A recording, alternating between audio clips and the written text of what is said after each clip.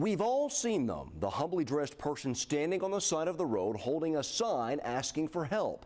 If you're like me, you have questions of your own. Do you help? What do you give them? Are they really homeless?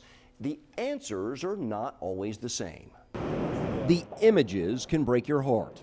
A man living under a bridge with only some torn blankets to block the cold wind. Or in this case, a man named Daryl wandering downtown Birmingham begging passersby for help. Do you know? Michelle Farley runs the nonprofit called One Roof.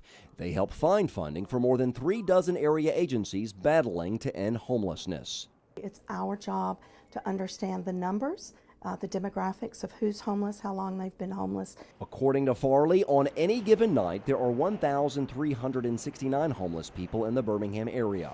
And while that is about 1,000 less than a decade ago, Farley claims many are still living in deplorable conditions.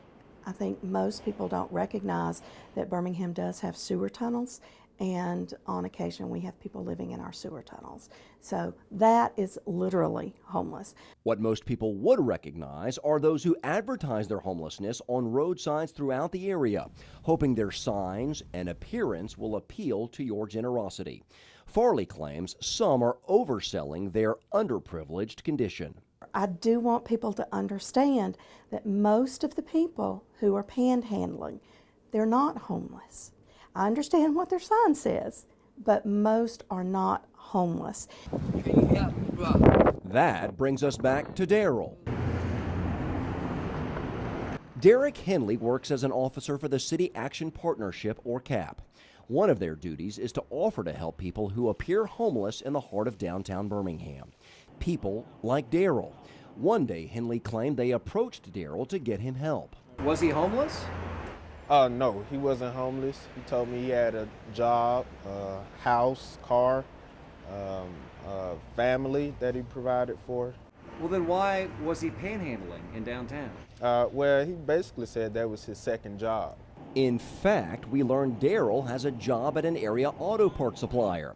Watch what happened when we passed by him on 5th Avenue North in the heart of Birmingham's Central Business District. What do you need? Minutes later, we saw him again, this time talking to Henley. So we decided to introduce ourselves. I'm John Papke with Channel 13. Can I talk to you about what you're doing out here? I ain't doing it out here. Okay, so I understand you have a job? What y'all questioning me about this for? Well, I mean, do you have a job? I understand you work at a parts supplier? Yeah. You do? Yeah. But when we started quizzing him about his second job on Birmingham's downtown streets, his admission turned into denial. You're not asking for money on the street? No, I want to come here. No. You asked me for money just a minute ago. No, I did. Yeah, you did. No, but you did.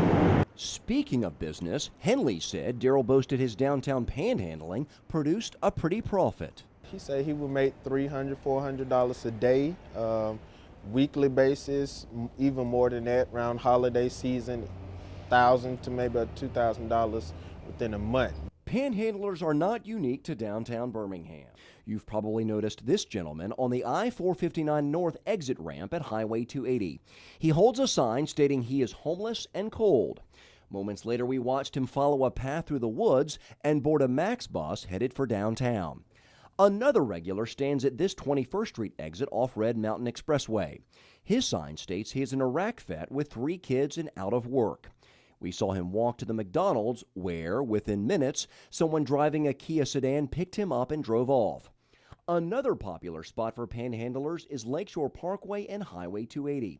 That is where we found this guy holding a sign professing he is a veteran out of work.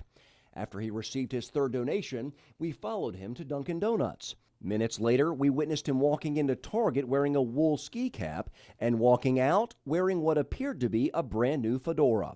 In fact, he was so proud of the headgear, he pulled out his phone and snapped a selfie. While it is unclear whether any of these 3 men are homeless, some forms of panhandling break the law. These 2 men were holding signs for help on exit ramps in the city of Birmingham.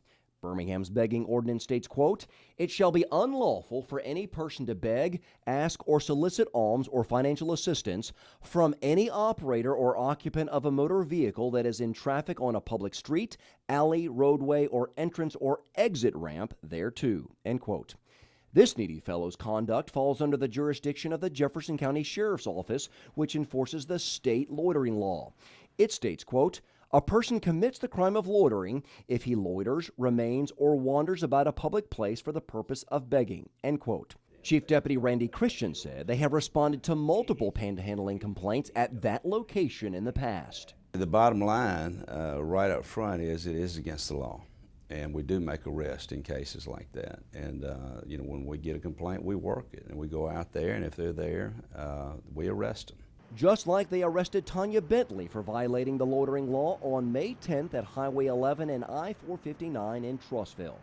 According to court records, Bentley was, quote, "loitering for the purpose of begging," end quote. In fact, she was cited for, quote, "soliciting money from motor vehicles" at the same spot 2 weeks later, and again for seeking donations from vehicles just 3 weeks ago. We were MBSH, or Metropolitan Birmingham Services for the Homeless. Farley said whether you give to a panhandler is ultimately up to you and your conscience, but she advises your generosity will make a bigger impact if you give to agencies better equipped to weed out profitable panhandlers from the truly downtrodden. So rather than giving the $5 to that person on the street, giving to the agency that could give them the help they need, in my viewpoint, would do more to end homelessness. Because you never know, you may be giving your hard-earned $5 to someone who already receives a paycheck. Like we mentioned, this is National Homelessness Awareness Week. To empower you to truly help the homeless, go to alabamas13.com for ways you can get involved. Remember, if you have a story tip for me to check out, email me at jpapke@wvtm.com.